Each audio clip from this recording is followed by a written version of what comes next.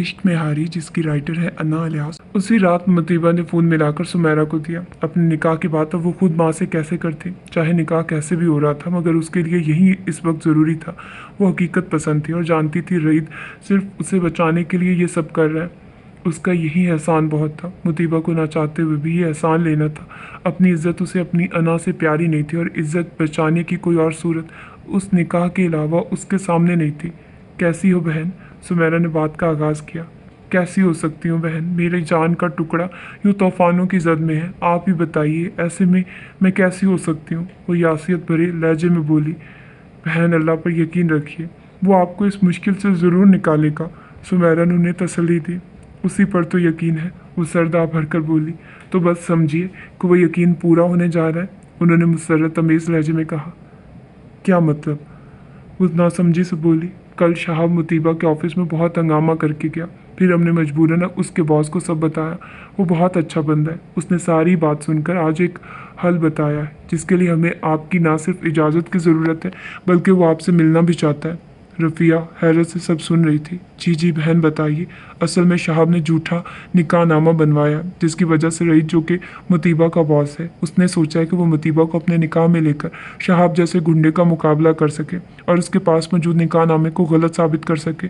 और बिलफर्ज उसने निकाह का पेपर नहीं भी बनवाया तब भी वो उसे आराम से जेल भिजवा सके। सुमेरा की बात सुनकर रफ़िया सोच में पड़ गई। बहन, मुझे तो कुछ समझ ही नहीं आ रही। वो हकीकतन परेशान भी थी और हैरान भी थी। अरे वो ऐसे ही थोड़ी निकाह कर लेगा, आप उससे मिल लें, मगर मसला ये है कि क्या आपके घर के आसपास शहाब के बंदे हैं? ये ना हो वो मिलने के लिए आए और शहाब उसका पीछा करता मुतीबा तक पहुंच जाए या फिर आपको तंग करे। क्या आप मुतीबा का पता बताइए, क्योंकि अब तक तो शहाब को ये भी नहीं पता कि आप कहाँ हैं। सुमेरा की बात गलत ना थी। कह तो ठीक रही हैं बहन। अच्छा, मैं ऐसा करती हूँ, कल आपके ही घर आ जाती हूँ, वही मतीबा के बहुत से मिल लूँगी। रफ़िया ने हिचकिचाते हुए हामी भर ली। क्योंकि मेरे घर के आसपास हर वक्त शहाब के 2 बंदे मौजूद होते हैं जो कि घर का पहरेदारी कर रहे हैं कि कहीं मैं या मतीबा यहाँ आए और वो हमें पकड़ लें। सुमेरा का शक बिल्कुल दुरुस्त था, इसीलिए मैंने सोचा था कि आपकी तरफ रईद ना ही जाए तो बेहतर है। सुमेरा ने अपना शक बताया। जी बिल्कुल, आपने सही किया। रफ़िया ने उनकी तायद की। चलें ठीक है, आप फिर कल हमारी तरफ आ जाइए। सुमेरा ने प्रोग्राम बनाते साथ ही रफ़िया को अपने घर का एड्रेस बताया। अगले दिन बुरका में रफ़िया खुद को अच्छी तरह ढांपी शमीम के घर से निकली। दिल को धड़का भी लगा था कि कोई पीछा ना कर ले, मगर शुक्र हुआ कि शहाब के बंदों को शक नहीं हुआ। शमीम ने रूट की बस पकड़ी और सीधा शम्स के घर जा पहुंची। मुतीबा को इतने दिनों बाद माँ को देखकर खुद पर इख्तियार खो बैठी। ना मेरी बेटी ना, अल्लाह ने देख कितना करम किया है हम पर, कैसे तुझे इन सफाक लोगों से बचा लिया है। अब मुझे कोई परेशानी नहीं, यकीनन अल्लाह तेरे लिए बहुत बेहतर करेगा। मुतीबा को साथ लगाए सुमेरा के साथ ही चारपाई पर बैठी थी। सुमेरा और मुंजा की आंखें भी अश्कबार थी। आपको नहीं पता कैसे मैं अकेली हो गई थी। अगर ये लोग ना होते तो मैं तो मरने वाली थी। मुतीबा ने आंसू साफ करते तशक्कुराना नज़रें मुंजा और सुमेरा पर डालते कहा। बहन, आप लोगों का वाकई बहुत शुक्रिया। जिस तरह आप लोगों ने हमारा साथ दिया, इस दौर में ऐसा तो अपने भी नहीं करते। सुमेरा के हाथ थामते रफ़िया नम लहजे में बोली। अरे बहन, शर्मिंदा मत करें, ये मेरी मंजा की ही तरह है, मुझे अजीज़ है। सुमेरा ने मोहब्बत से मुतीबा को देखते कहा। मंजा चाय बनाने अंदर जा चुकी थी। दरवाजे पर खटका हुआ। मैं देखती हूँ। सुमेरा चारपाई से उठी, दरवाज़ा खोला तो सामने रईद था। कैसी हैं आप? रईद ने मोहब्बत से पूछा। अल्लाह का शुक्र है, आओ ना। उन्होंने एक जानिब होते रईद को अंदर आने का रास्ता दिया। रफ़िया की मतहीर नज़र उस खूबरू शख्स को देख रही थी। ऊंचा लंबा रईद, ब्लैक पैंट कोट पहने, वाइट शर्ट के ऊपर स्टील ग्रे टाई लगाए, जेल से बालों को खूबसूरती से जमाए, खुशबुओं में बसा, तीखे नकूश वाला रईद उन्हें किसी शहजादे से कम न लगा। अस्सलाम वालेकुम। रईद ताज़ीमन रफ़िया के आगे झुका, जो पलक झपके बिना उसे देख रही थी। न जाने कहाँ से याद के पर्दों पर किसी की भूली बसरी याद ताज़ा हुई। चौंक कर अपने सामने झुके रईद के कंधे पर शफकत भरा हाथ रखा। मुतीबा उसे सलाम करके मुंजा के पास किचन में जा चुकी थी। जिस लम्हे वो लोग चाय के लवाजमात लेकर बाहर आए, माहौल काफ़ी खुशगवार था। लगता था रफ़िया इस निकाह के लिए मान चुकी है। मेरे ख्याल में आपकी मौजूदगी में ही निकाह अदा हो जाए तो बेहतर है। मुतीबा सबको चाय के कप दे रही थी जब रईद की बात पर उसका रईद को चाय पेश करता हाथ कांपा। रईद ने कचरती सी निगाह अपने सामने मौजूद बुखराई से मुतीबा पर डाली, एक हाथ से ट्रे थामी और दूसरे हाथ से चाय का कप थामा। मुतीबा ने खजल होकर ट्रे छोड़ दी। रईद ने कोई भी तासुर दिए बिना ट्रे सामने मौजूद छोटे से लकड़ी के टेबल पर रखी। हाँ, मेरा ख्याल है ये मुनासिब होगा, ताकि फिर केस शुरू किया जाए। सुमेरा ने रईद की बात पर हाँ में हाँ मिलाई। और आज ही आप दोनों मेरे साथ मेरे घर चलेंगी, ताकि वहाँ सिक्योरिटी में रहें, और 1-2 दिन में ही मैं केस शुरू करवा दूंगा। रईद की बात पर मतीबा और रफ़िया एक दूसरे को देख कर रह गई, क्योंकि इस निकाह के बाद आपका वापस उसी मोहल्ले में जाना खतरे से कम नहीं। ये ना हो उन्हें सुनगुन मिल जाए और वो आपके ज़रिए हमें किसी तरह से इमोशनल ब्लैकमेल करें। रईद की बात उन्हें दुरुस्त लगी। मुतीबा तो मुसलसल खामोश थी। जिसने कभी किसी का एहसान ना लिया था, यूँ अचानक ज़िंदगी में किसी का इतना बड़ा एहसान लेना पड़ रहा था कि कोई शख्स उसे अपना नाम ही देने पर तुल गया था। गहरी सांस खारिज करते वो वहाँ से उठ गई। रईद ने खामोशी नज़रों से उसे वहाँ से जाते देखा। ठीक है बेटा, रफ़िया ने रईद को अपने प्रोग्राम पर अमल करने का अंदिया दे दिया। रईद ने सर हिलाकर फैसला सुना। 1 घंटे बाद रईद के चंद दोस्त और एक कज़न मौजूद थी, जबकि मतीबा की जानिब से गवाहों में शम्स बाबा और रईद के ही चंद दोस्त थे। रईद की कज़न एक सादा मगर प्यारा सा हल्के काफ़ी रंग का जोड़ा मतीबा के लिए लाई। साथ में मैचिंग जूते भी थे। रईद ने मंजा से कहलवा कर मतीबा के जूतों का साइज़ पता करवाया था। मतीबा ने किसी बात पर कोई एहतजाज नहीं किया था। वो बस खामोश तमाशाई बनी ये सब अपने साथ होता देख रही थी। एक सन्नाटा था जो अंदर बाहर फैल चुका था। मौलवी और शम्स मतीबा के पास खड़े कमरे में आए, जहाँ वो कपड़े तब्दील किए, सूट का ही हमरंग दुपट्टा सर पर रखे निकाह के पेपर्स पर किसी रोबोट की तरह साइन कर रही थी। एक जानिब सुमेरा रफ़िया के कंधों पर हाथ रख के उन्हें हौसला दे रही थी, जो मुसलसल रोज आ रही थी, और दूसरी जानिब मुतीबा के पास मंजा उसके कंधों पर बाजू फैलाए बैठी थी। मुतीबा बिल्कुल साकित बैठी थी, बस कबूल है कि वक्त थी उसके लब फ़कत हिले थे। मुतीबा से साइन करवाकर मौलवी रईद के पास गया। मुतीबा की निस्बत न जाने क्यों रईद के दिल में एक अजीब सी हलचल थी। खुशी थी, हैरत थी, क्या था, मगर बेचैनी नहीं थी। दिल में हलचल थी, वो हलचल जो मोहब्बत की पहली बारिश की फुहार महसूस करके होती है। रईद ने हसन को मुसलसल ऑनलाइन रखा हुआ था। वो बेटे की निकाह का मंजर नम आंखों से देख रहे थे। बेटा, वो बच्ची कहाँ है, मैं देखना चाहता हूँ। हसन ने निकाह मुकम्मल होने के बाद अपनी ख्वाहिश का इजहार किया। पापा, वो कमरे में है, मैं मिशाल को कहता, वो मोबाइल वहाँ ले जाती है। रईद उन्हें अभी मिशाल को आवाज़ देने ही वाला था कि हसन के दूसरे मोबाइल पर कॉल आने लगी। बेटा, एक ज़रूरी कॉल आ रही है, मैं फिर कल इंशाल्लाह बच्ची और उसकी अम्मी से बात करूँगा। हसन ने माजरत की। ठीक है पापा।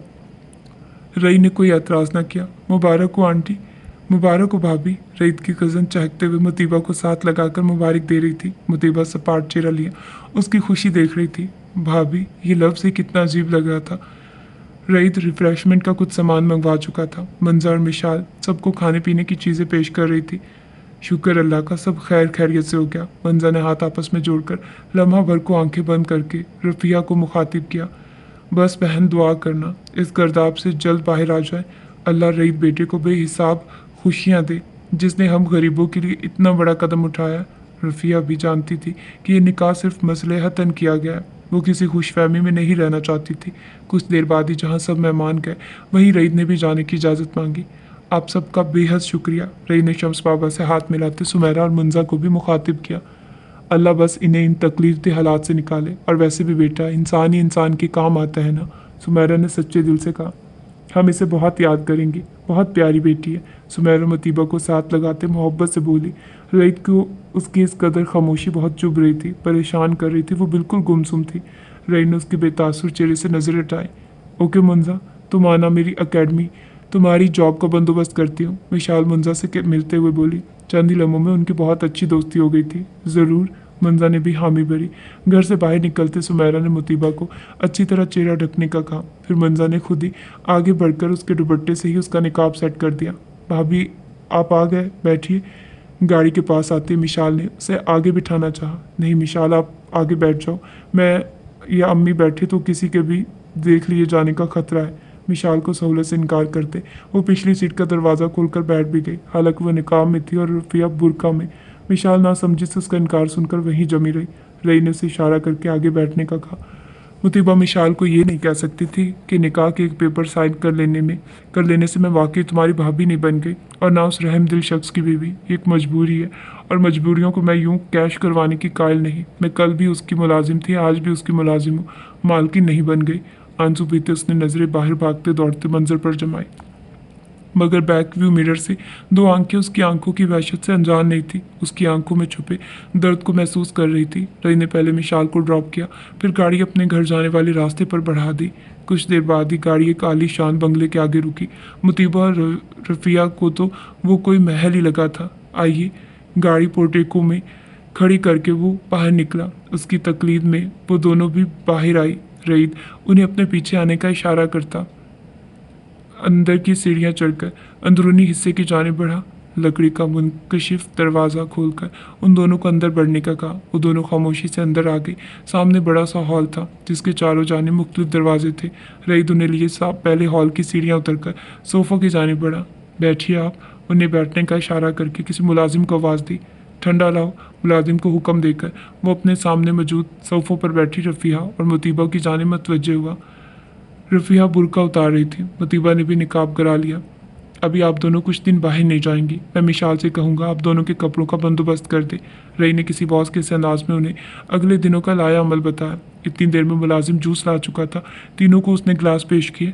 बाबा कुछ दिनों में आ जाएंगे तो मैं ज़्यादा जल्दी इस सब मसले को हल करूँगा। रई को समझ नहीं आ रही थी इन दोनों से क्या बात करें, तो केस के हवाले से ही डिस्कस करने लगा।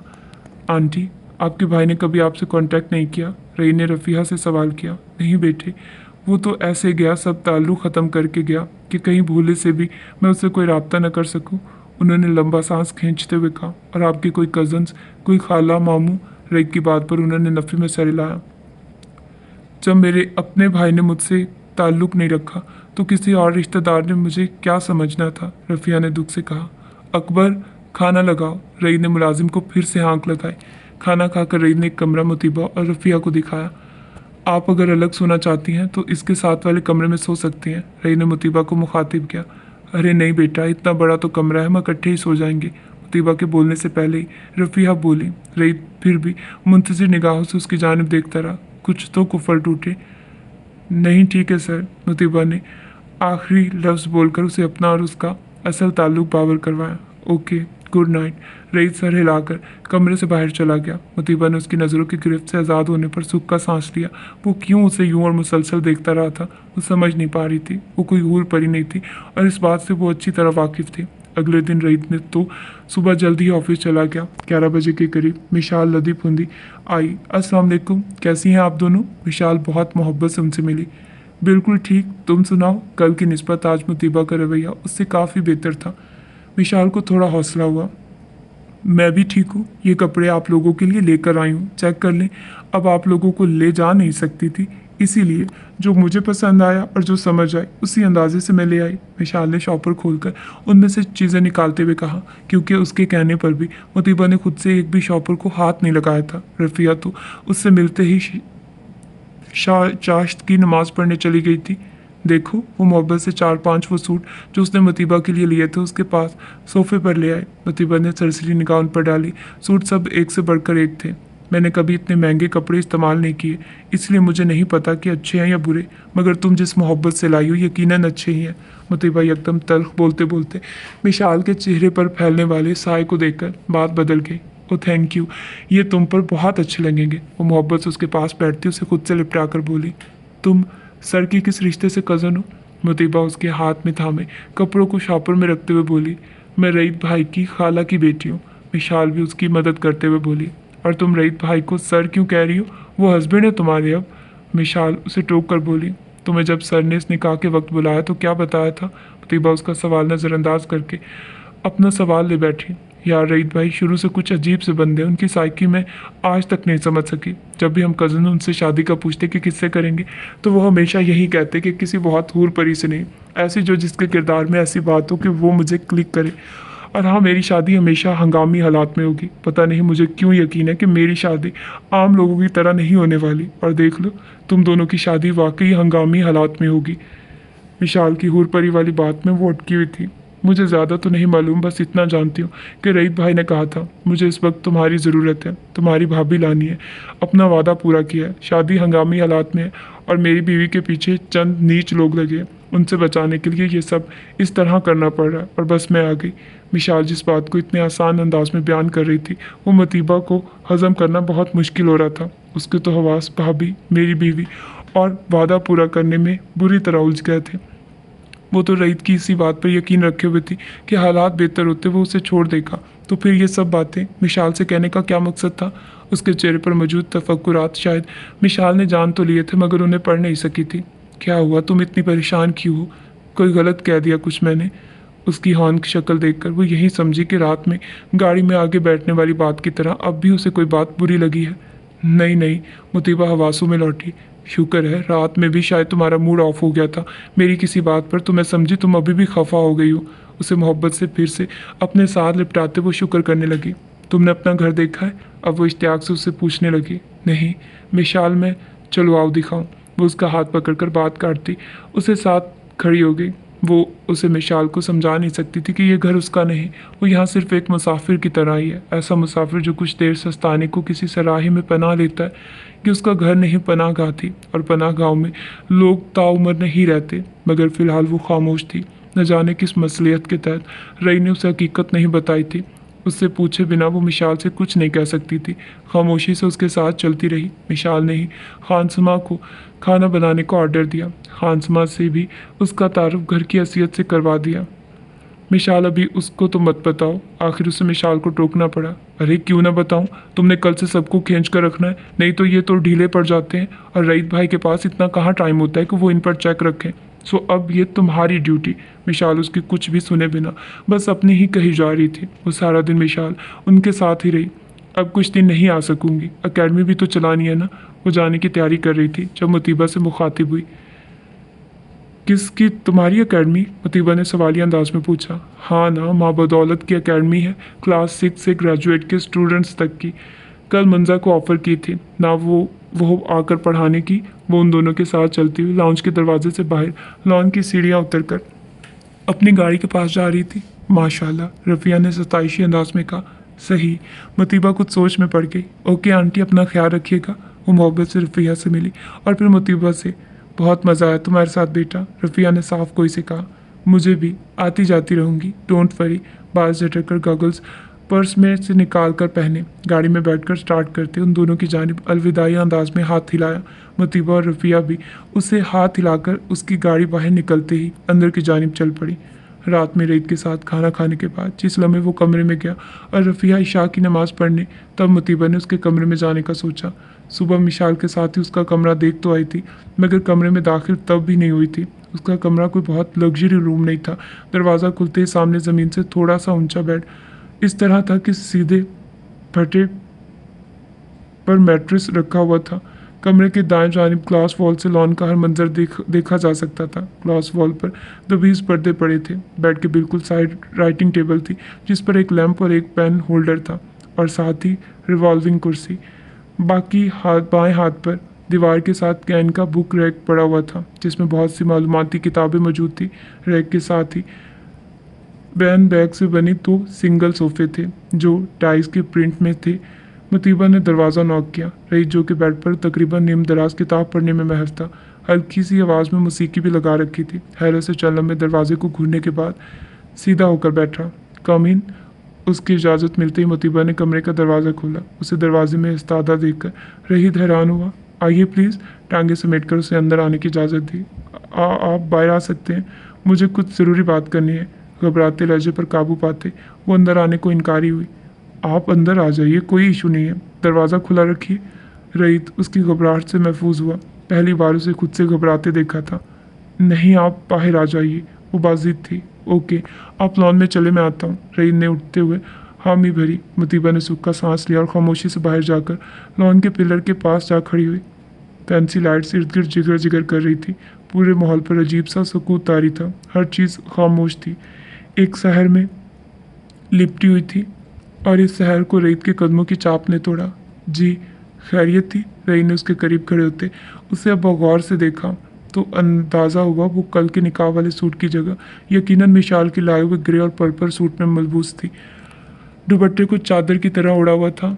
जी, पहले तो इन सब कपड़ों का शुक्रिया जो आपने मिशाल से कहकर हमारे लिए मंगवाए। नज़रों को इधर उधर घुमाते हल्का सा रुख मोड़े वो रईत की नज़रों को पूरी तरह इग्नोर कर रही थी। रईत को नज़रें चुराने का ये खेल बहुत मज़ा दे रहा था। सीने पर हाथ लपेटे ग्रे कुर्ता शलवार में वो मुतीबा का सब्र आजमा रहा था। वेल, आपके साथ निकाह के बाद आपके नान नफके की जिम्मेदारी मुझ पर है। तो आपके लिए ये सब लाकर मैंने कोई एहसान नहीं किया, अपना फ़र्ज़ पूरा किया है। रईद के तफसीली जवाब पर उसकी हथेलियों में पसीना आया। मगर मुझे ये आसान लगा क्योंकि ये सब मजबूरी की वजह से है। लिहाजा मैं चाहती हूँ कि जब तक हम यहाँ हैं तो मैं फिर से ऑफिस ज्वाइन कर लूँ। मुतीबा के मुतालबे पर रईद ने बहुमें सुकेड़ी। एक्सक्यूज़ मी, जब तक मैं केस नहीं करता तब तक तो आप यहाँ से निकल नहीं सकती। शायद आप भूल गई हैं कि कुछ लोग आप पर घात लगाए बैठे हैं। रईद की बात पर उसने खामोश मगर खफा सी नज़र रईद पर डाली। मैं जानती हूँ, मगर मैं ऐसे यहाँ मुफ्ते में यहाँ नहीं रह सकती। आंखें झुकाए हाथों को मरोड़ती वो ज़िद्दी लहजे में बोली, आपको वजाहत में दे चुका हूँ कि शौहर होने के नाते आपके खर्च की जिम्मेदारी मुझ पर है। रई ने फिर से उसे वाजे किया, ये एक वक्ती ताल्लुक है। मुतीबा ने अब की बार जताती नज़रों से उसे देखा। जी बिल्कुल, लेकिन बहरहाल है। रईद ने दो टोक अंदाज में कंधे चुकाते कहा, ओके, अगर मैं ऑफिस नहीं जा सकती तो क्या आपकी कज़न विशाल की एकेडमी में पढ़ा सकती हूँ ताकि हमारे खाने पीने का खर्चा मैं आपको दूँ। रईद का दिल किया उस खुददारी की मारी लड़की का दिमाग दुरुस्त करे। इंसान को खुददार होना चाहिए, मगर इतना नहीं कि वो वक्त और हालात न देखे। मैंने आपको कहा कि मुझे आपके यहाँ रहने का मुआवजा चाहिए। रईद अब की बार खतरनाक हद तक संजीदा हुआ।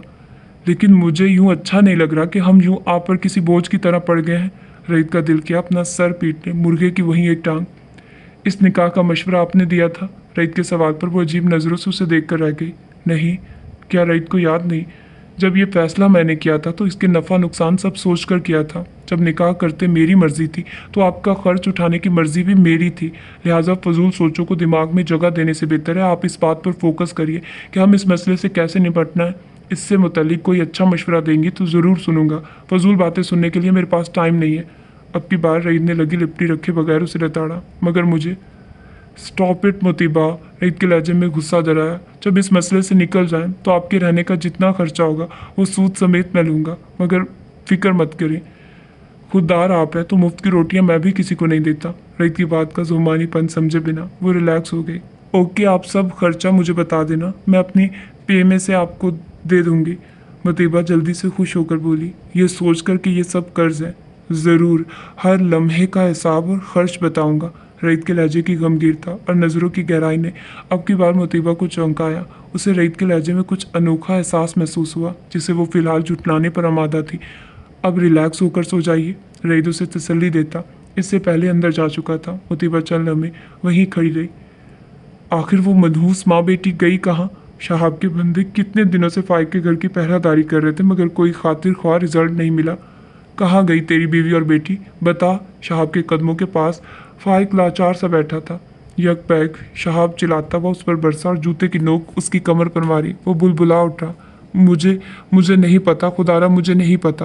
वो रोता हुआ हाथ जोड़कर बोला, अब एक कमीने, तूने 5 की बजाय 15,000 भी ले लिए मुझसे और अभी तक तेरी बेटी भी मेरे हाथ नहीं लगी। वो फुनकार कर बोला, अब एक ही हल है, एक तो इसके बॉस पर नज़र रखो, दूसरा तीसरी मीसनी बेटी की तस्वीर अब अखबारों में छपाऊंगा इस खबर के साथ कि तेरी बेटी मेरी मनकुआ है जो पिछले चंद दिनों से किसी ने अगवा कर लिया। उसे ढूंढने में मेरी मदद करें।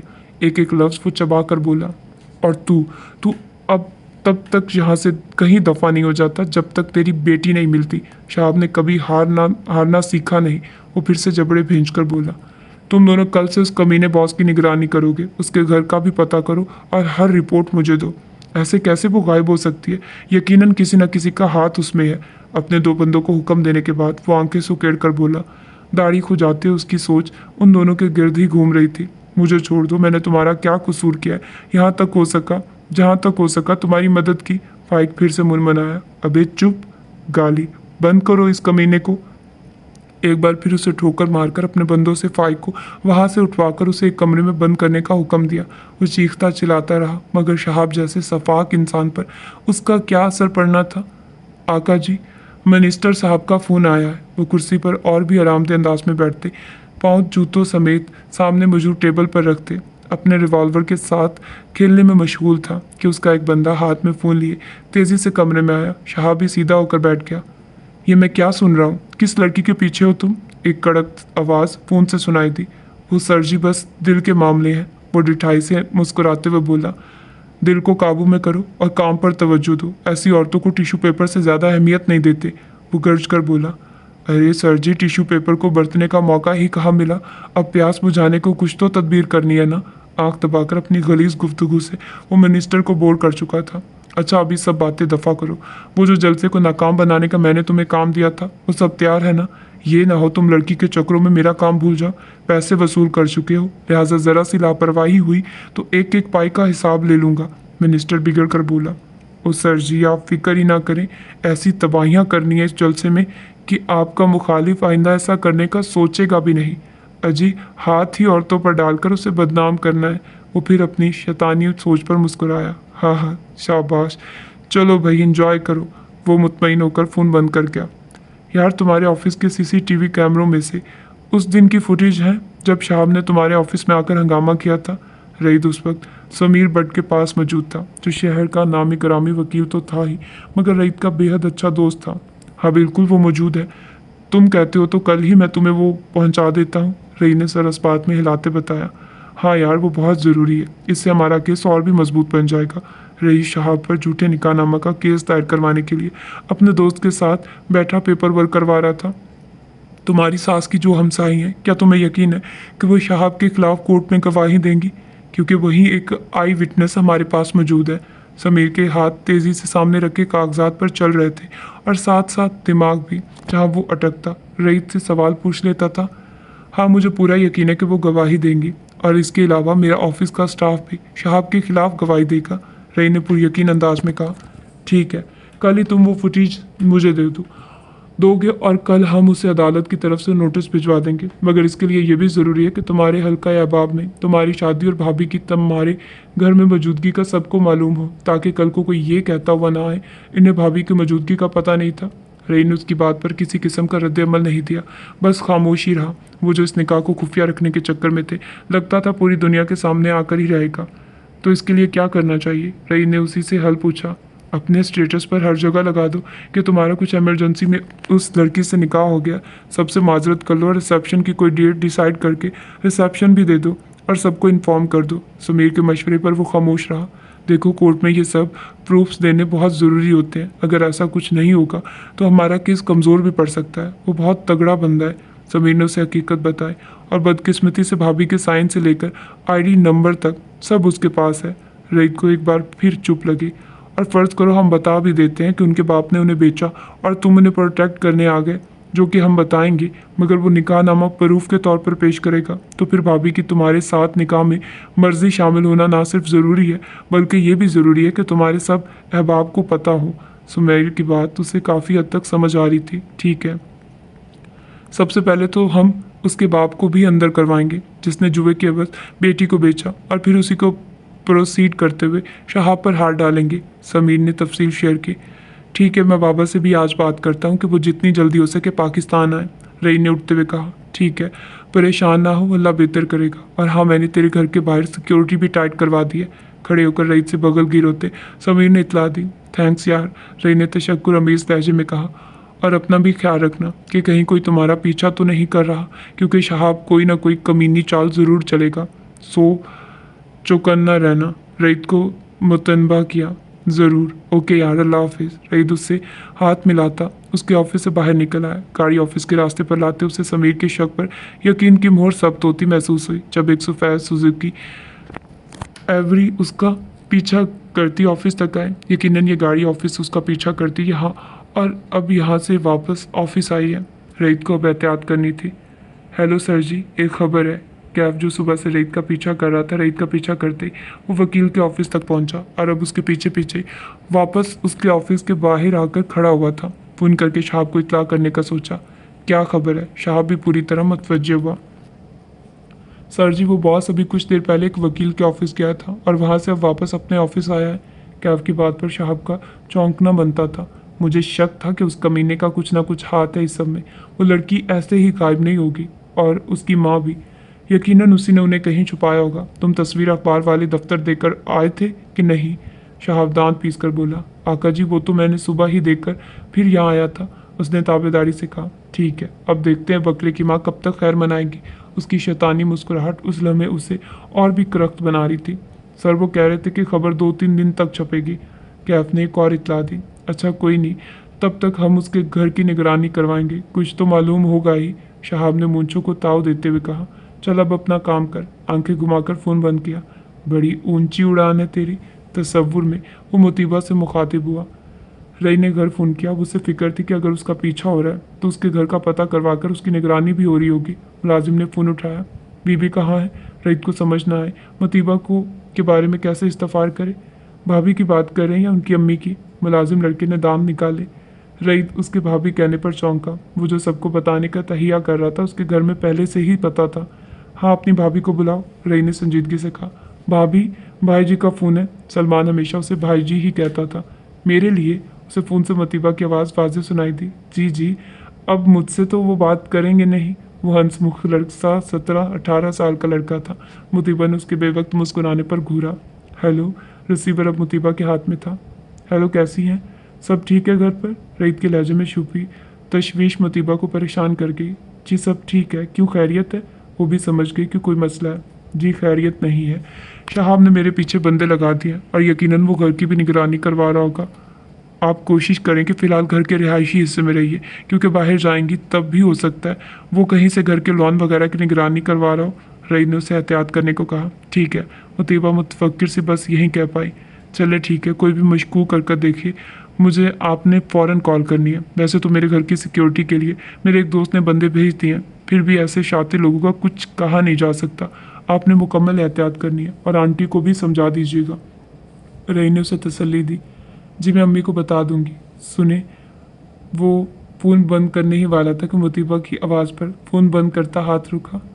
आई एम सॉरी सर। मुतीबा नादम सी हुई। किस बात के लिए? राय उलझा। हमारी वजह से आपकी अच्छी भली ज़िंदगी में बेसुकूनी आ गई है। मुतीबा उसी लहजे में बोली। वो तो वाकई आ गई है। भूख प्यास नींद सब ख़त्म होते जा रहे हैं। रईत का गमगीर लहजा मुतीबा को एक बार फिर चौंका गया। दिल ने लय बदली। फिर खुद पर काबू पाते हुए वो वजाहत देने लगी। नहीं, मुझे सीरियसली अब बहुत बुरा लग रहा है। हमारी वजह से आप इस आग में कूदे हैं।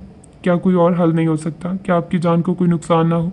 मुझे बहुत परेशानी हो रही है। मुतीबा उसकी बात का असर ज़ाहिर करने के लिए बेसोचे समझे क्या से क्या कह गई। रईत के चेहरे लबों पर जानदार मुस्कुराहट फैली। आपको वाकई मेरी जान की परवाह हो गई है? रईत की जुबानी लहजे पर मुतीबा घबराई। जाहिर है आप मेरे मोहसन हैं, परवाह तो होगी। मुतीबा की वजाहत पर वो हौले से हंसा। ये इश्क नहीं है आसान, बस इतना समझ लीजिए। एक आग का दरिया है और डूब के जाना है। रईत के वाज़े इजहार ने मुतीबा को जामिद कर दिया। इश्क तो खैर नहीं है, मगर चूंकि इस आग में कूद चुका हूँ तो अब तैर कर किनारे तो जाना ही है। रईत उसकी हालत से महफूज होते बात बदल गया, मगर उसके लहजे की शरारत मुतीबा की धड़कनें भी तरतीब कर गई। ओके, अल्लाह हाफिज़। घबराहट में वो कुछ समझ नहीं आया तो यही कहकर फ़ोन बंद कर दिया। रईत कितनी ही देर उसकी हालत को एंजॉय करता रहा। सर जी, इस वक्त वो घर के लिए निकला है। कैफ शाम में फिर से रईत का पीछा करते उसके घर की जानिब जा रहा था। बस उसका पीछा करो, मगर कोई कार्रवाई नहीं करनी, क्योंकि हो सकता है उसने उस लड़की और उसकी माँ को अपने पास न रखा हो, कहीं आगे भेज दिया हो। जब तक हमें यकीन नहीं हो जाता कि वो यही है, हम कोई कार्रवाई नहीं करेंगे। शहाब ने उसे समझाया। ठीक है आका जी। कैफ खामोशी से उसका पीछा कर रहा था। रईद अनजान नहीं था, वहीं गाड़ी उस वक्त फिर उसके पीछे थी। ऑफिस से निकलते वक्त उसने अपनी लाइसेंस गन लोड करके अपने साथ रखी थी। यूनी के दिनों में उसने निशानाबाजी की काफ़ी प्रैक्टिस कर रखी थी, बाकायदा मुकाबलों में हिस्सा लेता रहा था, इसीलिए उसका निशाना काफ़ी अच्छा था। घर के बाहर पहुंचा तो 4-5 वर्दी में मलबूस जवान उसके घर की पहरादारी पर मौजूद थे। रईद की गाड़ी रुकते ही सल्यूट किया। रई ने गाड़ी से बाहर आकर उनसे सलाम दुआ की, फिर गाड़ी में वापस बैठकर गाड़ी घर के अंदर बढ़ा ले गया। घर में दाखिल हुआ तो मुतीबा और रफ़िया दोनों को किचन में काम करते देखा। अस्सलाम वालेकुम, आप दोनों क्यों यहाँ हैं? वह हैरत उन्हें देखकर पूछ रहा था। वालेकुम अस्सलाम, जीते रहो बेटा। बस बेटा आराम कर करके तंग पड़ गए थे, सोचा इस बेचारे का कुछ काम ही आसान कर दें। रफ़िया मोहब्बत से उसके सलाम का जवाब देकर बोली। आप बाहर आए, ये पहले ही निकम्मा है, आप दोनों ने इसे और भी निकम्मा बना देना है। वह रफ़िया को कंधों से पकड़कर बाहर लाते हुए बोला। अरे अरे, अच्छा चलो, पर मतीबा को यही रहने दो। रफ़िया ने उसकी ज़बरदस्ती करने पर हार मानते हुए कहा और उसके साथ किचन से बाहर आ गई। मैं आज वकील के पास गया था। रईद उन्हें अपने सामने वाले सोफे पर बिठाकर खुद भी उनके मुकाबले बैठते हुए बोला और फिर सारी तफसील उन्हें बताई। अल्लाह इस मुश्किल से हमें निकाले। बेटा जैसा तुम्हारा वकील कहता है वैसे करो। मुझे तो कुछ समझ नहीं इन बातों की, बस दिल को धड़का लगा रहता है कि वो कमीना इंसान फिर दोबारा ना आ जाए। रफ़िया परेशान हुई। इतनी देर में मतीबा चाय बनाकर ले आई। सेंटर टेबल पर पड़ी ट्रे रखी, आप क्या कहती हैं? रई ने उसकी भी राय ली। मुतीबा के चेहरे पर फ़कत संजीदगी थी। आपके लॉयर की राय ज़्यादा मुकद्दम है, हमें तो इन बारीकियों का नहीं पता। रई को कप थमाते निगाहें नीचे रखते हुए बोली। एक कप रफ़िया को दिया और तीसरा कप लिए खुद भी रफ़िया के साथ बैठ गई। मेरा तो ख्याल था कि ये सब ज़्यादा सामने ना आए, मगर जब अदालत तक जाएगा जाहिर है तब भी सबको पता चलेगा। पहले पता चल जाए तो भी कोई मसला नहीं। मुतीबा जानबूझकर निकाह का नाम लेने से कतरा रही थी। ये सब से मुराद उसकी निकाह ही था। रई जान चुका था। वो पुरसोच अंदाज में बोला। अस्सलाम वालेकुम। यकदम आने वाली आवाज़ पर वो तीनों चौंक कर लाउंज के दरवाजे की जानिब मुतवज्जे हुए, जहाँ मौजूद शख्सियत को देखकर रईद के चेहरे पर खुशी और हैरत के मिले जुले तासुरात दर आए, जबकि रफ़िया के चेहरे पर जलजले के आसार थे। वो पथराई आंखों से उस शख्स को देख रही थी जिसकी नज़रें रफ़िया पर पड़ते ही साकित हुई थी, और मुस्कुराते लब खामोश। मुतीबा के चेहरे पर सिर्फ अजनबियत के तासुरात थे। बाबा, what a pleasant surprise. Raeed cup रखता फौरन उठकर उनकी जानिब बढ़ा, जिनकी नज़रें सिर्फ रफ़िया पर जमी थी। रईद जैसे ही उसके गले लगा, उन्हें जैसे होश आया, मोहब्बत से उसके गिर्द बाजू बांधे, उसके चेहरे पर प्यार किया। आपने बताया ही नहीं। वो अब भी खुशी से तमतमाता चेहरा लिए उनसे शिकवा कर रहा था। सोचा था सरप्राइज दूंगा, मगर यहाँ तो मैं सरप्राइज हो गया हूँ। रईद की बात पर फीके अंदाज में वो बोले। कुछ देर पहले जो जोश था वो अब मफकूद था। क्या मतलब? रईद ने उलझकर उनको देखा। खैर आप आइए। वो उन्हें लिए अंदर की जानिब बढ़ा। ये रफ़िया आंटी हैं और ये मुतीबा है। रईद ने उन दोनों का भी तारुफ करवाया, जो अपनी जगह खड़ी बाप बेटे की मुलाकात देख रही थी। मुतीबा ने जल्दी से सलाम किया। उन्होंने हाथ बढ़ाकर उसके सर पर प्यार दिया। माशाल्लाह, बहुत प्यारी बच्ची है, जीती रहो। मुतीबा जो बस सलाम पर ही इक्तफा कर चली थी, अगले ही पल हैरान रह गई जब उन्होंने उसका चेहरा दोनों हाथों में थामकर मोहब्बत से उसके सर पर बोसा दिया। वो अंदाज जिसकी ख्वाहिश वो अपने बाप से करती थी, आज किसी और के बाप से पूरी हो रही थी। नमी एकदम उसकी आंखों में दर आई। रफ़िया ने भी बदिक्कत सलाम किया। वालेकुम अस्सलाम, कैसी हो? काश मुझे मालूम होता कि ये सब जुल्म तुम्हारी बेटी के साथ हो रहा है तो बहुत पहले आ चुका होता। हसन की बात पर रईद और मुतीबा दोनों शशते रह गए।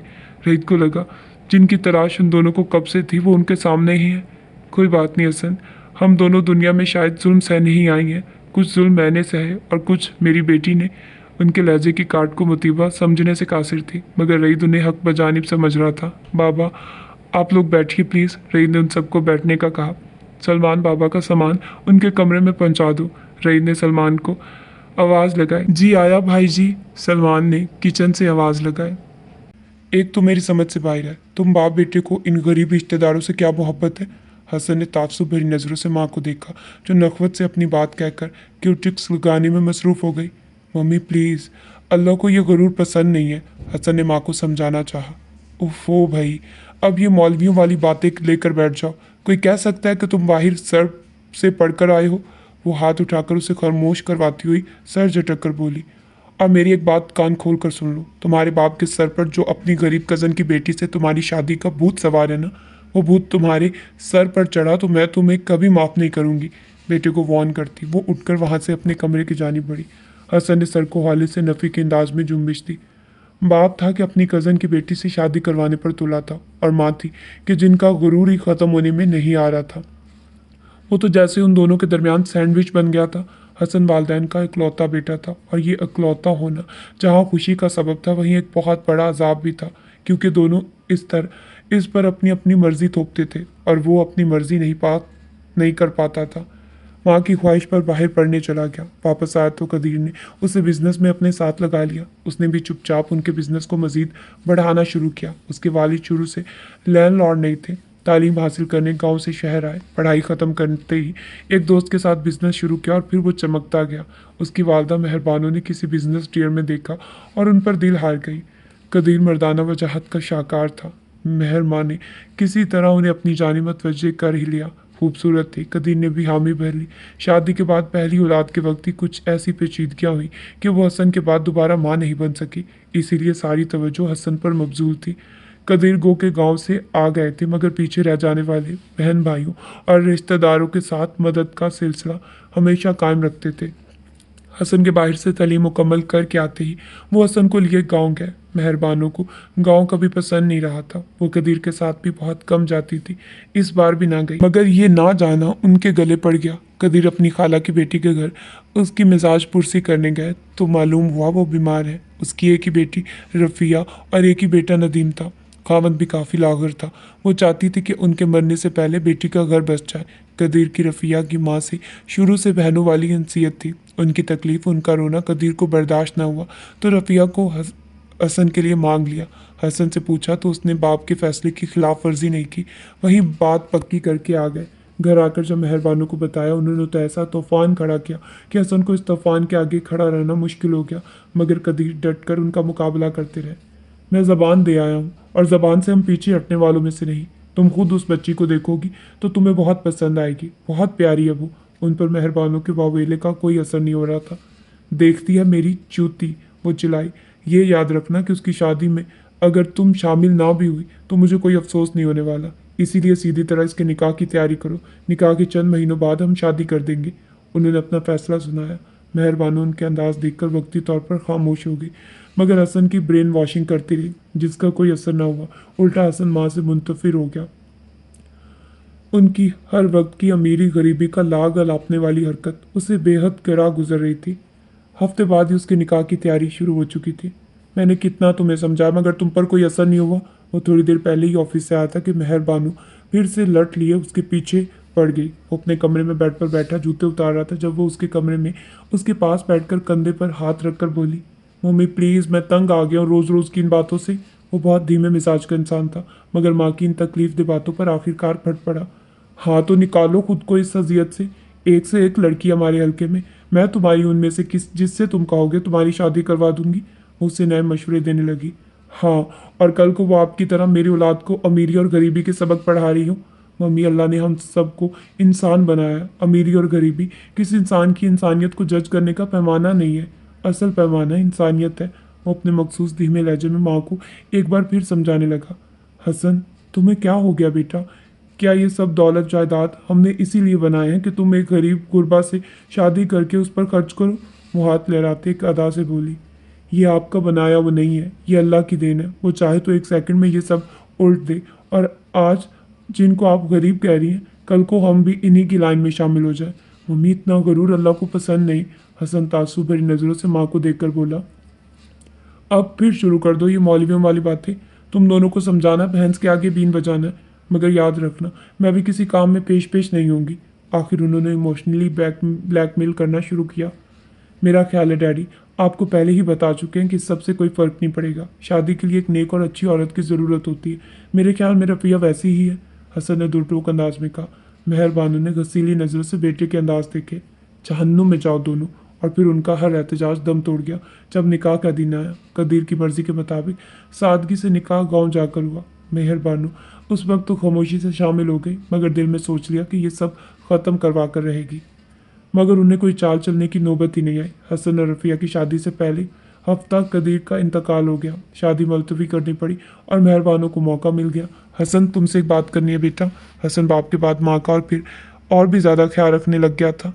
उनकी किसी बात से इनकार न करता। मेहरबानों भी तो कदीर की जुदाई में नढाल सी हो गई थी। जी मम्मी, कहिए।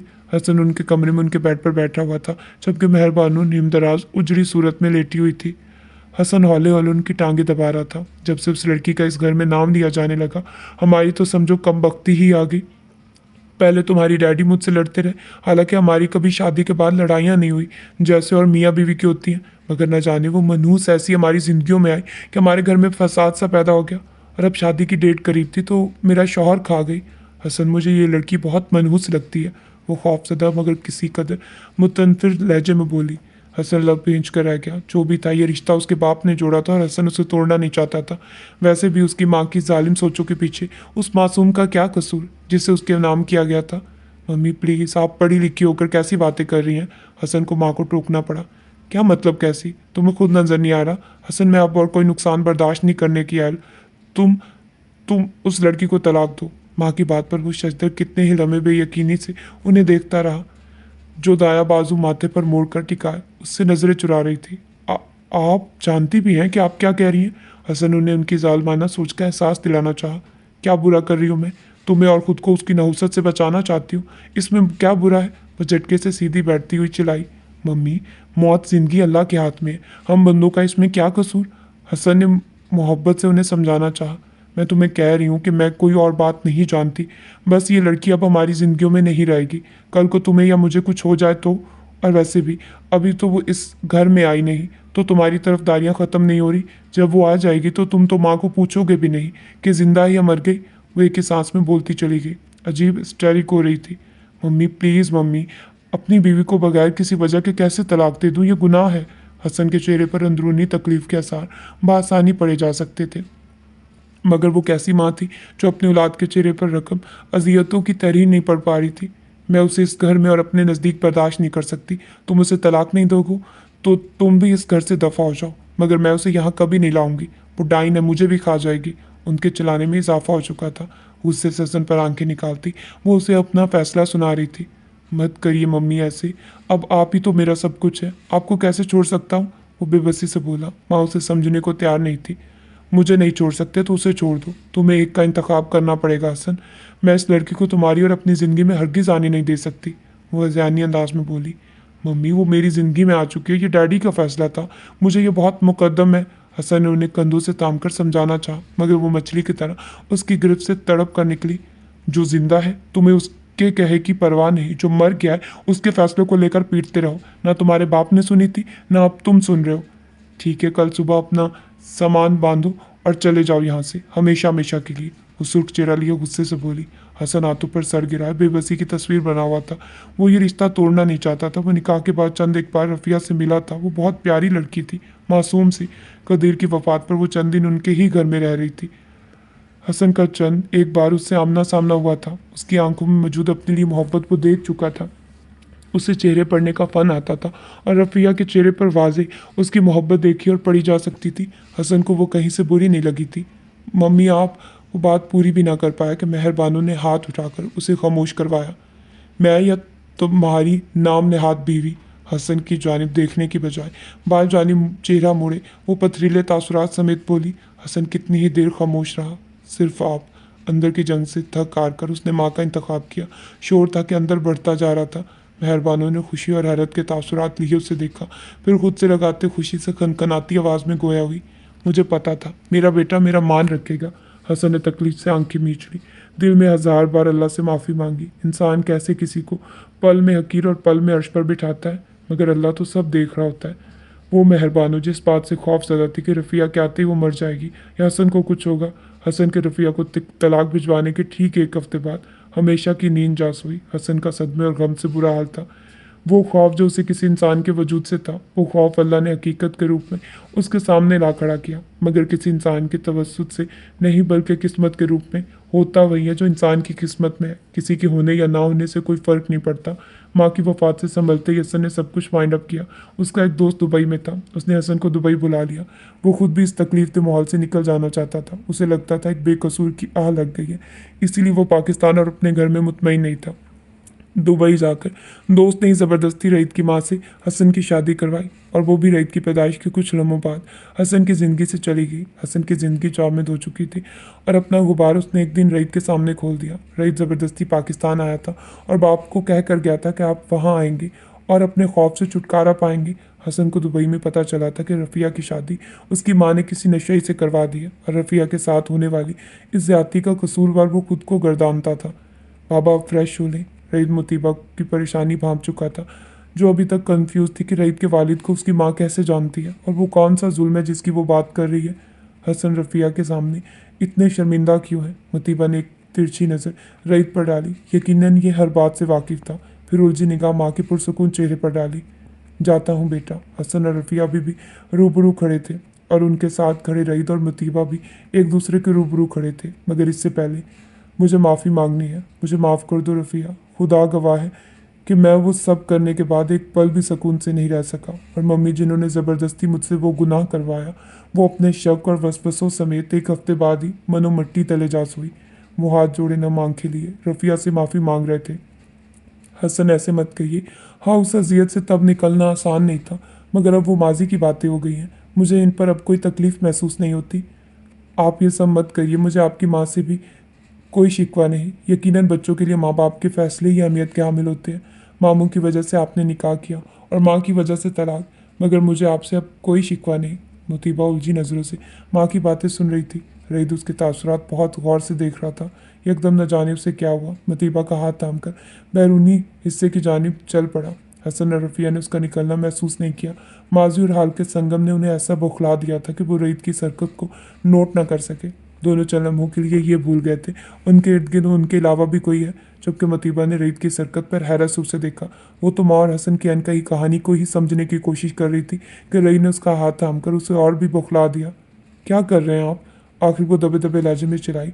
उसके यूं खुद को ज़बरदस्ती घसीटकर बाहर लाने की वजह नहीं समझ सकी। सारा दिन उसे बाहर ना निकलने का कहकर अब वो उसे लिए बाहर आ रहा था।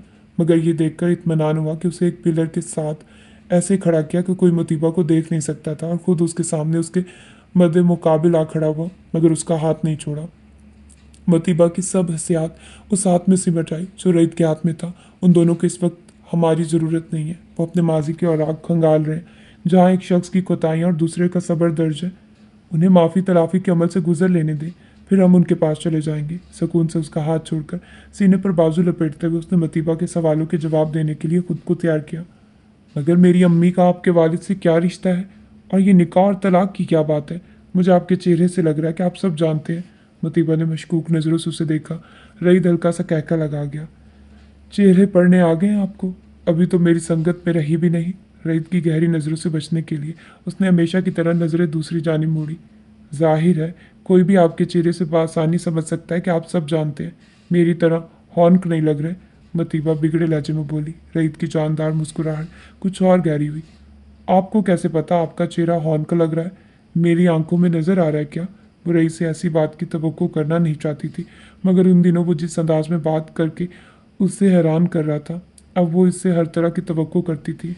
प्लीज़ सर, मुतीबा ने उसे टोकना चाहा। पहले तो आप मुझे सर कहना बंद करिए, क्योंकि आप मेरी सेकंड कज़न हैं। रईद की बात पर उसे रईद की जानिब देखना पड़ा। उसकी आंखों की हैरानी और सवाल रईद को उसे सब बताने पर उकसाने लगे।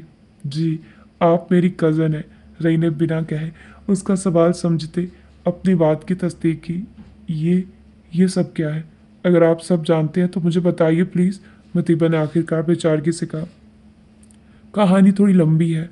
और फिर रईद हर रात से पर्दा उठाता चला गया। मुतीबा दम साधे वो सब हकीकतें सुन रही थी जिनका जिक्र हसन और रफ़िया अपनी मुलाकात में चंद लम्हे पहले कर रहे थे। मुतीबा सकते के आलम में सब सुन रही थी। आपके फादर इतने सफाक कैसे हो सकते हैं?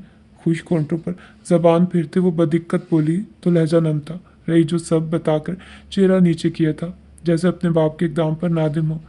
हाँ, मैं मानता हूँ बाबा का फैसला बिल्कुल गलत था। मैं ये भी मानता हूँ कि बाबा में शायद इतनी हिम्मत नहीं थी कि इस रिश्ते को किसी भी और तरीके से कायम रहने देते। लेकिन दूसरी जानिब आप ये भी देखिए, क्या आप वालदैन से मुकाबले पर नहीं उतर सकते? रईद की बात पर वो एक तंजिया मुस्कुराहट उसके चेहरे पर बिखरी। तो इसका मतलब है कि माँ बाप के मुकाबले पर किसी मासूम के अरमानों का खून कर दिया जाए? आप अपने फादर को डिफेंड कर रहे हैं? मुतीबा ने उसे मुश्किल में डालना चाहा। नहीं, मैं किसी को डिफेंड नहीं कर रहा, और ना ही ये कह रहा हूँ कि एक रिश्ते को बचाने के लिए आप दूसरे इतने ही अहम रिश्ते को दाव पर लगा दें। मगर हर इंसान की मुश्किल हालात को बर्दाश्त करने की अपनी अपनी सकत होती है। बाबा इन हालात को बेहतर तौर पर डील नहीं कर सके। रई ने अपना नुक्ता नज़र क्लियर किया। और वैसे भी बाबा अपने किए पर शर्मिंदा है। रई की बात पर मुतीबा ने अब की बार तिरछी नज़रों से उसे देखा। उन्हें होना भी चाहिए। मेरे साथ कोई ऐसा करता, मैं उसकी ज़िंदगी अजाब बना देती। उसके गसीले अंदाज पर रईद के लबों पर बड़ी शरारती मुस्कुराहट आई। आप मुझे वार्न कर रही हैं? रईद का शरारती सा इस्तफार मुतीबा को सटपटाने पर मजबूर कर गया। क्या मतलब?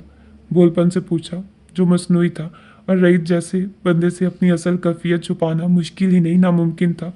समझ तो आप गई हैं, बस अनजान बन रही हैं। मेरा ख्याल है अंदर चले अब, उम्मीद है हालात बेहतर हो गए होंगे। रई ने जानबूझकर उसकी बात का रुख बदला और मुड़कर कदम अंदर की जानी बढ़ा दिए। वो भी पीछे पीछे अंदर आ गई, मगर उसके बाद उसका मूड हसन के सामने ठीक न रहा। खामोशी से रात का खाना खाकर वो सबसे पहले अपने कमरे की जानी बढ़ी। रई ने खामोश नज़रों से उसके ये नाराज़ अंदाज देखे। हसन ने भी रईद की खामोश नज़रों को देखा।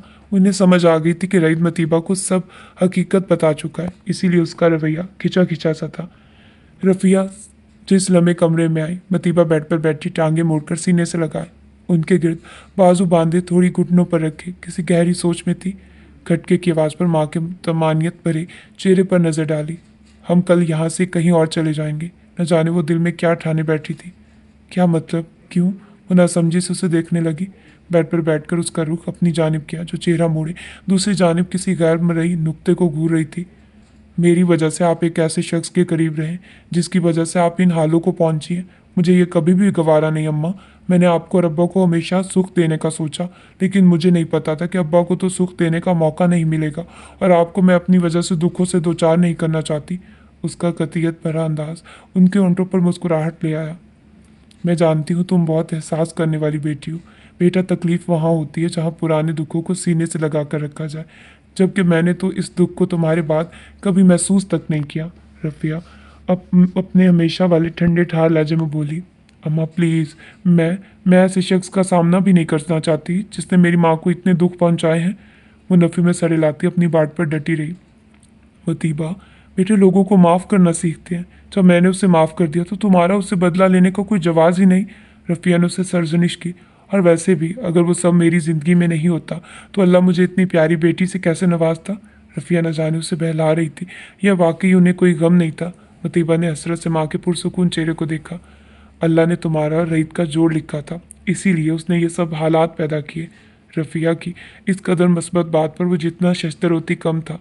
ये मजबूरी का रिश्ता है अम्मा, हमेशा का नहीं। उसने माँ से ज़्यादा शायद खुद को बावर करवाया। हाँ, मगर मुझे न जाने क्यों लगता है वही तेरे लिए बना है। रफ़िया ने मोहब्बत से उसके चेहरे पर हाथ फेरा। अम्मा प्लीज़, मैं किसी खुशफहमी में कभी नहीं रहना चाहती। मुतीबा की बात पर वो ठंडी सांस लेकर रह गई। और वैसे भी उसके फादर का पता चलने के बाद भी आप मुझे उस शख्स से जोड़े रखना चाहती हैं। मुतीबा के इस्तफार पर वो हौले से मुस्कुराई। बेटे, हमेशा ये याद रखना कि किसी कसूरवार के किए की सज़ा कभी किसी बेकसूर को मत देना। रईत बेकसूर है, वो तो मुझे इन हालों में नहीं लाया, तो फिर मैं उसके बारे में कोई गलत बात क्यों सोचूं? रफ़िया की बात सुनकर वो अपनी कही गई बात पर नादिम हुई। फिर भी अम्मा, वो मुंह बनाकर बोली, नहीं मतीबा, ये नाइंसाफ़ी अल्लाह को भी पसंद नहीं। उसे उसकी वजह से परखो, दूसरों के रवैयों पर उसकी जांच पड़ताल मत करो। रफ़िया ने उसे समझाना चाहा। हम कहीं नहीं जा रहे, जब तक ये मामला नहीं निमट जाता फिर सोचते हैं। रफ़िया अपनी बात कहकर उठ गई। आका जी, शाम में रईत के घर एक आदमी आया था, काफ़ी सारे सामान के साथ। कैफ, जो कि रईत के घर की निगरानी पर मामूर था, वो हसन को देख चुका था और अब इस वक्त शहाब की रिपोर्ट दे रहा था। कितनी उम्र का लग रहा था? शहाब ने आंखें सुकेड़ कर सवाल किया। ज़्यादा उम्र का नहीं था, कोई 50 के लगभग होगा, या खुद को फिट रखा हुआ है कि इतनी उम्र का नहीं लगता। कैफ ने क्यास लगाया। ठीक है, उसकी तस्वीर लेकर मुझे भेजो। और कोई ख़तरा तो नहीं तुम्हें? शाम ने तशवीश का इजहार किया। ख़तरा है भी और नहीं भी, क्योंकि उसके घर के बाहर काफ़ी सारे पुलिस वाले आ चुके हैं घर की पहरादारी के लिए, मगर अभी तक किसी ने मेरी नकलो हरकत नोट नहीं की। क्या आपने बाकी की सूरत हाल भी बताई? इसका मतलब है बुढ़िया और छोरी यही है। शाहब की कमीनी सी हंसी कैफ को फ़ोन से सुनाई दी। जी, मुझे भी अब यकीन हो गया, कैफ ने बालों में उंगलियां चलाते हुए कहा। ठीक है, बचेंगे नहीं अब ये। शाहब की रगें तन गई। तुम अब और चुकर न रहो, जैसे ही हमें मौका मिलेगा नकब लगाएंगे। शाहब ने कैफ को मजीद हदायतें दी। रफ़ीक, फ़ोन बंद करते शाहब ने कुछ सोचकर आवाज़ लगाई। रफ़ीक भागा हुआ आया। जी आका जी। सांस थोड़ा सा फूल रहा था। रफ़ीक को उसने फ़ाइक की निगरानी पर मामूर किया हुआ था। फ़ाइक को छोड़ दो। रफ़ीक उसकी बात पर उलझा। रफ़ीक की अच्छा जी की आवाज़ जब न आई तो शाहब ने घूर कर उसके चेहरे की जानिब देखा। बकवास समझ नहीं आई तुझे? वो दहाड़ा। जी जी आका जी, पर इससे पहले कि रफ़ीक कुछ कहता, शाहब झटके से अपनी कुर्सी से उठा। बकवास किया है कि मेरे उस्ताद मत बना करो। कहा है छोड़ दो तो छोड़ दो। रफ़ीक को गिरबान से पकड़कर झटका दिया। जी जी जी, माफ़ कर दें आका जी, मैं अभी छोड़ देता हूँ। रफ़ीक बेचारा उसके अंदाज पर बुखरा कर भागा। और सुन, शाम ने फिर से पुकारा। रफ़ीक के भागते कदम उसकी धाड़ पर रुक गया। उसे उसी के घर के आसपास छोड़ कर आना। शाहब की तनबीह पर वो सर हिलाता भाग खड़ा हुआ। अब देखता हूँ कैसे बाप के पीछे नहीं आती। शाहब ने हम कलामी की। उसका ख्याल था कि जब वो फ़ाइक को छोड़ देगा और फ़ाइक यकीनन किसी तरह उसके ऑफिस और फिर रई तक पहुंच जाएगा। जब वहां पहुंचेगा तो वो उसे मतीबा तक लाजमी पहुंचाएगा। इस सब के दौरान वो अपने एक बंदे को फ़ाइक के पीछे लगाएगा और फ़ाइक से होता वो मतीबा तक पहुंच जाएगा। मगर वो ये नहीं जानता था कि रई तो चाहता यही था कि फ़ाइक उस तक पहुंचे, ताकि इससे होता वो शहाब पर बआसानी केस करवा सके। शहाब खुद अपने जाल में फंसने जा रहा था। रईद रात में ही हसन को वकील से होने वाली मुलाकात के बारे में सब बता चुका था। उन्होंने भी वकील की बातों की तायद की थी। अगले दिन सुबह नाश्ते में सभी मौजूद थे सिवाय मुतीबा के। रईद रात से ही उसका खिंचा खिंचा रवैया नोट कर चुका था। मुतीबा नहीं आई। हसन ने भी बैठते साथ ही उसकी कमी महसूस की। रईद की सोच को अल्फाज भी उन्होंने ही दिए। रईद ने जूस पीते एक नज़र रफ़िया के बुझे बुझे चेहरे पर डाली। सर में दर्द था, कह रही थी थोड़ी देर बाद नाश्ता करेगी। रफ़िया का चेहरा देखते ही रईद को अंदाज़ा हो गया कि वो झूठ का सहारा ले रही है। अल्लाह करम करे, बहुत प्यारी बेटी है तुम्हारी, हसन ने मोहब्बत से कहा। शुक्रिया, रफ़िया ने नज़रें चुराते कहा।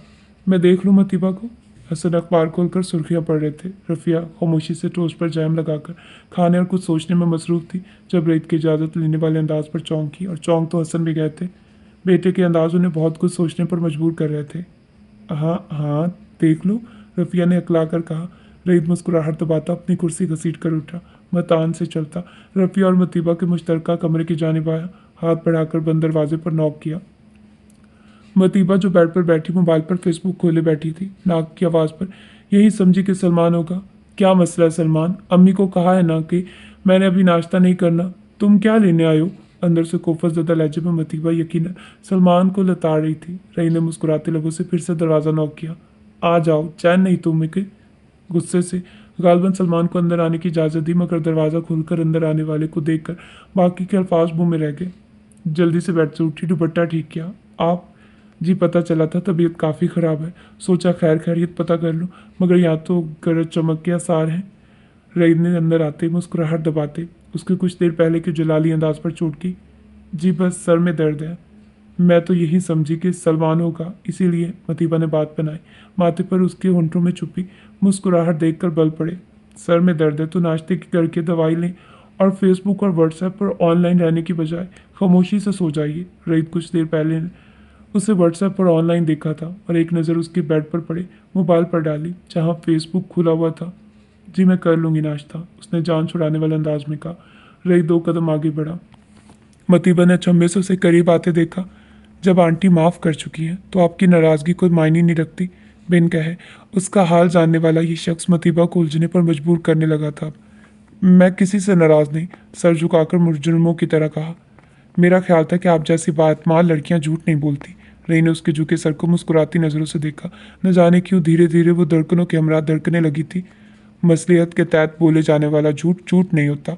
मज़े से सर उठाकर नाराज नज़रों से उसे देखते धड़ल्ले से अपने झूठ बोलने का एतराफ़ करने वाली ये लड़की रही ने पहली बार देखी थी। हौले से मुस्कुराहट हंसी में बदली। ये झूठ भी बोलने की ज़रूरत क्यों पेश आई? चलें चंद दिन सिर्फ ये सोच लें कि वो सिर्फ मेरे फादर हैं। यकीन करें, उनसे बात करेंगे तो आपको वो बहुत अच्छे इंसान लगेंगे। रईद की नरम गरम निगाहें उसकी हथेलियों को पसीने से भर रही थी। हर औलाद को अपने माँ बाप और हर माँ बाप को अपनी औलाद अच्छी ही लगती है, और मैं कैसे इस हकीकत से नज़रें चुरा लूँ कि वो सिर्फ आपके फादर एक मेरी माँ को तकलीफ़ पहुँचाने वाले इंसान भी हैं। मतीबा ने अपना नुक्ता नज़र पेश किया। फिर मैं भी इस हकीकत से नज़रें नहीं चुराना चाहता कि अगर वो एक हो जाते तो मैं और आप आज यूँ इस रिश्ते में बंधे एक दूसरे के आमने सामने न खड़े होते। मेरे लिए तो उनका नाम मिलना खुशबख्ती ही है। रईद की गंभीर आवाज़ पर मतीबा ने चौंक कर उसकी नज़रों में झांका। वहाँ कौन सा अक्स नज़र आया था वो शशदर देख रही थी। जाकर नाश्ता करिए और इस खुद साख्ता खौल से बाहर आइए। बहुत सी चीज़ें बिल्कुल ठीक जगह महसूस होंगी। अपना ख्याल रखना। हाथ बढ़ाकर उसके चेहरे पर झूलने वाली लिट को हौले से कान के पीछे अड़िसता अपने लम्स से आशना करता मज़े से कमरे से निकल गया। ये देखे बिना कि उसकी सरकत ने मतीबा को कितने ही लम्हे वहाँ से हिलने नहीं दिया। ये क्या था? अपने चेहरे पर उसकी उंगली के पूरों का लम्स महसूस करते हुए सरगोशी नुमा आवाज़ में खुद से बोली। शहाब के बंदे फाइक को उसके घर के करीब ही छोड़ आए थे। साथ में उसकी ज़रूरत के मुताबिक कुछ नशावर इंजेक्शन भी उसे दे दिए थे। फाइक तो इस मेहरबानी पर हैरान था, मगर शुक्र भी किया कि जान छूटी। घर आकर अब फिक्र इस बात की लगी कि चंद दिन तो इन इंजेक्शन पर गुजारा कर लेगा। इसके बाद क्या करेगा? कुछ सोचकर कमरे में गया। मतीबा का अपॉइंटमेंट लेटर किस्मत से उसकी जेब में था। यह शाम ने जानबूझकर डाला था, उसे याद नहीं था। उस लेटर पर दर्ज पता पड़ा। कुछ सोचकर तय करके वापस जेब में डाला। कितने दिनों से शाम ने उसे नशा इस्तेमाल करने नहीं दिया था। उसका पूरा जिस्म टूट रहा था। जल्दी से एक सुरंज निकाली जिसमें नशा भरा हुआ था, बाजू की आस्तीन ऊपर की, और जल्दी से सुरंज बाजू में घुसाई। चंद ही लम्हों में वो होशो खौर से बेगाना हो चुका था। वही मीठा सा एहसास उसे अपनी लपेट में ले चुका था कि जिसके बाद उसे होश न रहता कि दुनिया में उसके अलावा उसके इर्द गिर्द भी कोई है। उफ, मैं इतनी एक्साइटेड हो रही हूँ। विशाल ढेरों शॉपर्स लेकर मतीबा के सामने बैठी पुरजोश अंदाज में उसे एक एक चीज़ दिखा रही थी, जबकि मतीबा खामोश नजरों और बेदिली से वो सब देख रही थी। ये क्या हो रहा था? उसने तो सिर्फ अपने बचाव के लिए इस घर में पनाह ली थी। वो ये सब नहीं चाहती थी। वो यहाँ की मालकिन या रईत की ज़िंदगी में कोई मकाम हासिल करने की ख्वाह नहीं थी। उसके एहसानों का इस कदर बोझ वो उठाने की मुतहम्मिल नहीं थी। जैसे ही सुबह मुझे रईत भाई की कॉल आई कि मेरी रिसेप्शन की तैयारी आज ही और तुम्हें ही करनी है, समझो मेरे तो हाथ पांव फूल गए। अकेडमी मंजा के हवाले करके मैं तो भागम भाग बाजारों की खाक छानने पहुंच गई। अब मुंह बंद करके ये सब रखो और कल पहन लेना। विशाल हमेशा की तरह अपने ही सुनाई जा रही थी, ये देखे बगैर कि मतीबा सब चीज़ें देखकर ही खामोश हो चुकी है। हसन के कहने पर उनका रिसेप्शन कल ही दिया जा रहा था। उनके मुताबिक इस सबको अब ज़्यादा देर छुपा नहीं रहना चाहिए कि कहीं शहाब को कोई वार करने का मौका न मिल जाए। एक मजबूत बंधन में दुनिया के सामने आते ही रईद और मतीबा के बारे में कोई कीचड़ नहीं उछाल सकेगा। मतीबा को मजबूरी में ये सब मानना पड़ रहा था। आखिर को रईद ने उसी की खातिर अपनी जान तक खतरे में डाल रखी थी। अगर शहाब को उसकी इतनी ऊपर तक अप्रोच का अंदाज़ा ना होता तो वो कब का रईद को जेर करके मतीबा को वहाँ से अगवा करवा चुका होता। मगर रईद का असर रसूख उसे बाज रखे हुए था। और ये सब वो किसके लिए कर रहा था? मतीबा के लिए। तो वो कैसे अपने मोहसिन को बुरा रवैया दिखाती? उसे यह सब मानना था, चाहे मजबूरी में ही सही। अभी कुछ देर में ब्यूटिशियन आकर तुम्हारा फेशियल वगैरह कर जाएगी और कल दोपहर में वो तुम्हें तैयार करने के लिए आएगी। मैं भी तब तक आ चुकी होंगी, विशाल ने उसे बताते हुए तसल्ली दी। यार, ये सब सर्विसेज लेना ज़रूरी है क्या? मैं ऐसे ही ठीक हूँ। मतीबा को उलझन हुई। अरे, अपने इतने प्यारे से शौहर के सामने ऐसे ही सर झाड़ मुंह फाड़ जाओगी क्या? कुछ तो बन सवर कर जाओ ना। आखिर को रिसेप्शन है तुम्हारा और शादी बंदा जिंदगी में एक ही बार करता है, बार बार ये मौका थोड़ी आता है। विशाल ने उसे अच्छा खासा झाड़ा। वो रोज़ मेरी यही सर झाड़ मुंह फाड़ शक्ल देखते हैं। मतीबा ने उसे इतला दी। तो भाई अभी तक तुम्हारी रुखसती नहीं हुई थी ना? कल तो रुखसती भी साथ होगी, इस कमरे से उस कमरे तक। विशाल की बात पर वो चौंकी। ये तो कहीं तय नहीं पाया था। मतीबा फिलहाल खामोशी रही। विशाल को इतनी ज़ाती बात बतानी बनती नहीं थी, इसीलिए उसे कुछ कहने के बजाय वो खामोश रही। विशाल के जाने के बाद वो रफ़िया के सर हुई। ये मेरी रुखसती वाला क्या मामला है? कमर पर हाथ रखकर किचन में सलाद काटती रफ़िया से इस्तफार किया। सलमान किचन में नहीं था। रईद और हसन रईद के ऑफिस ही गए हुए थे। क्या? उन्होंने नासमझी से कहा। अम्मा, मेरी रुखसती क्यों हो रही है कल? मुझे मिशाल ने कहा और ऐसे ही उसने नहीं कह दिया होगा। कोई तो वजह है उसके पीछे। मतीबा को महसूस हो गया कि वो जानबूझकर अनजान बन रही है। मतीबा रईद के कुछ रिश्तेदार 2-3 दिन यहीं रहेंगे। अब हर किसी को तो उन्होंने ये मसला नहीं बताया ना, इसीलिए मजबूरन तुम 2-3 दिन के लिए उसके कमरे में शिफ्ट हो जाओगी। उनके जाते ही वापस मेरे पास आ जाना। रफ़िया की बात पर उसकी सांस सीने में ही अटक गई। 2-3 दिन? वो तो चंद पल उसके सामने नहीं टिक पाती थी। फिर रईद का बदलता रवैया, कुछ कहती कुछ खोजती नजरें मतीबा का एतमाद हर वक्त गड़बड़ा देती थी। उफ, उससे लगा अब उसकी ज़िंदगी का सबसे मुश्किल इम्तिहान होने जा रहा है। शायद शहाब से बचने से भी ज़्यादा मुश्किल। दिल आजकल वैसे ही उसके सुनने से इनकारी था, ऊपर से ये सब हालात। मतीबा शदीद बेबस थी। शाम में लड़की आई। मतीबा ने ज़िंदगी में पहली बार सब सर्विसेज ली। शदीद उलझन हो रही थी, फेशियल और बाकी सब काम करवाते, मगर कुछ देर बाद अपना ही चेहरा देखकर हैरान रह गई। अजीब सी चमक चेहरे का निखार बढ़ा रही थी। रात में रेत की खुद पर पड़ने वाली नज़रें मतीबा को मुस्तरिब कर रही थी। वो अपने और उसके दरमियान मौजूद क्लास डिफरेंस को अच्छे से समझती थी। वो दूसरी रफ़िया नहीं बनना चाहती थी, मगर उसे समझ नहीं आ रहा था कि रईद की आंखों से लपकते जज्बों को कैसे रोके। उसे रईद से इतनी नॉन प्रैक्टिकल अप्रोच की तवक्को नहीं थी। वो बुढ़ा अभी तक वहाँ पहुँचा कि नहीं? शाह ने ज़ुबैर से पूछा, जबकि फ़ाइक को उसके घर छोड़ा था। शाह ने ज़ुबैर को उसके पीछे लगा दिया था ताकि वो हर वक्त उसकी निगरानी करे और जैसे ही वो रईद के ऑफिस पहुँचे उसे इतला दे। आका जी, आज उसकी सुरंजें ख़त्म हो जाएंगी और मुझे यकीन है आज वो लाजमी उसके ऑफिस पहुँचेगा। उसे घर के बाहर छोड़ते ज़ुबैर ने उतनी ही सुरंजें उसके हाथ थमाई थी कि जो बामुश्किल 1.5 दिन निकाले और फिर दूसरे दिन ही वो रईद के ऑफिस पहुँच जाए। ठीक है, लेकिन अगर आज वो उसके ऑफिस ना गया तो मैं तुझे नहीं छोड़ूंगा। शाह ने फ़ोन बंद करते उसे धमकी दी। आका जी, फिक्र ही ना करो, ज़ुबैर ने पूरी यकीन लहजे में कहा। अच्छा ठीक है, शाहाब ने बेजार आवाज़ में कहा। शाहाब को उम्मीद नहीं थी कि यह मामला इतना लटक जाएगा। वो जल्दी अब उसे ख़त्म करने के चक्रों में था। उसने सोच लिया था कि अब अगर फ़ाइक वाला काम ना बना तो वो रईद के घर नकब लाजमी लगाएगा। उसके बगैर गुजारा नहीं था। वो अपने दुश्मन को इतनी आसानी से छोड़ता नहीं था और रईद ने उससे दुश्मनी मोल ले ली थी।